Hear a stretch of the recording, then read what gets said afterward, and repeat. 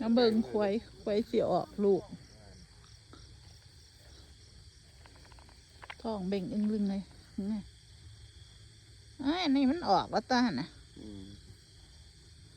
น่ะพยายามมันลอยออกควายเสียออกลูกครับหมกตุลาไปใส่ปะจากมันมาลักกินกล้วยอยู่มันแผลว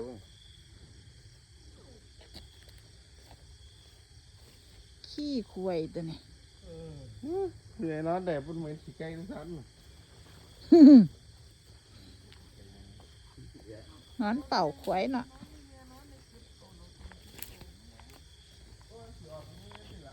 สมนั่นอยู่คอกวะ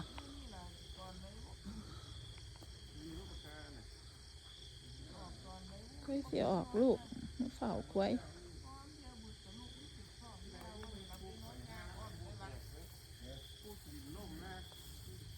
เมื่อเช้านี่ละ